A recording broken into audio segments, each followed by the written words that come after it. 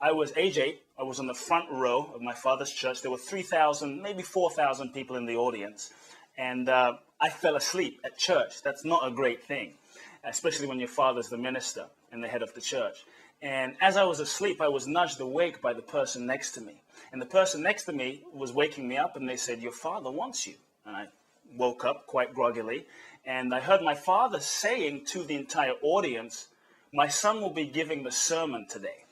So he turns to the audience and says, "My son will be giving the sermon today." Now, I'm age 8. I'm in complete shock, a little surprised, and having no idea that this was coming. And I ran up on stage, and my father looked at me, and he says, "The audience is yours." And something happened for me in that moment that I don't consciously remember with my mind. I cannot articulate how it happened.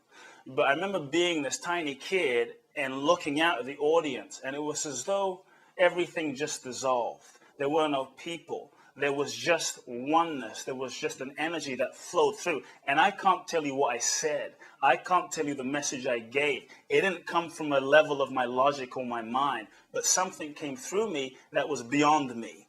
And it was as though there was a stream of energy that started and got activated in that moment that began a whole process for my own unfoldment and you could say transformation and spiritual development.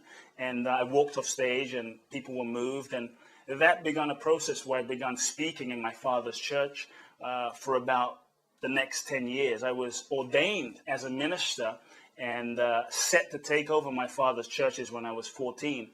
But it was interesting. Deep down, you see, I started reading also, by the way, I started reading self-help books, personal development books from the likes of Tony Robbins, Louise Hay, Shakti Gawain, Dan Millman, Deepak Chopra. We're talking about some of the legends and the old school original leaders of the self-help New Thought movement. And I started reading some of their books from when I was around 7 and 8, and it really began to have an impact on my psyche and my life, even at that young age.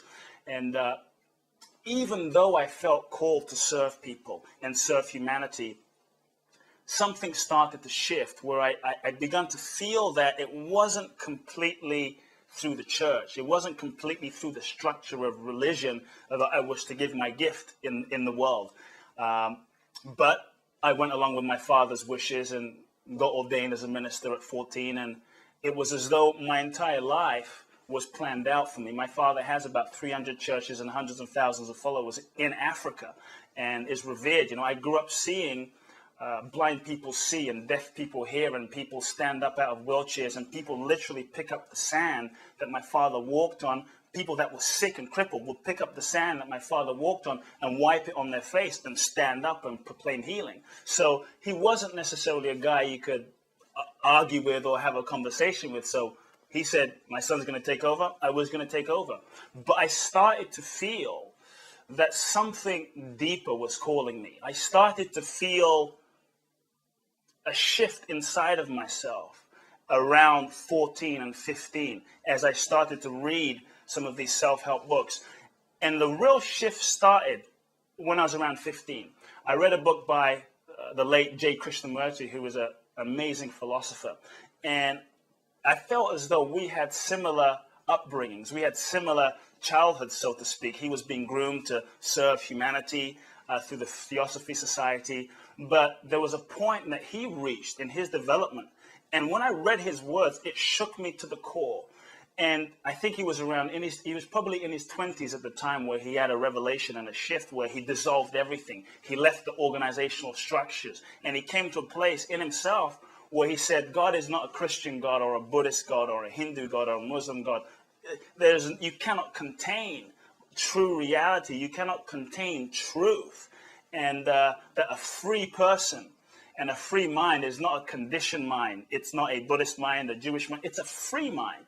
And it began to stir something in me that pointed me towards what I began to feel my true gift was, which was still to serve people, but not necessarily through the structure of the church.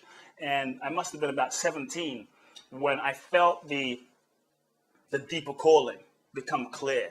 And it was around that age where I started feeling called to move to America and come to America to find mentors, to find all the people I've been reading about since I was a child, to find all of these authors who I'd been studying and been really inspired by. And I wanted to come to America to find these people. I feel that at some point we will feel a calling in our lives. It's as though we will feel our wow. We will feel a call from the depths of our soul. And we may not understand it. When I was 14, 15, I did not completely understand what I was being called to do and why I was being called to come to America at that particular point. But I felt it. And so often we feel a calling in our hearts, but we don't acknowledge it. For me, you could say I was naive enough to feel it and acknowledge that calling.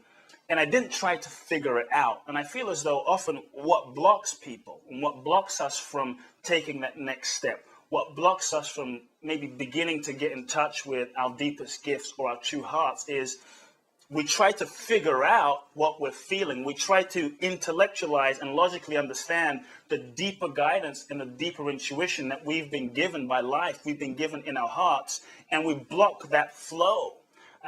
So I like to say it's important just to say yes to what we're feeling.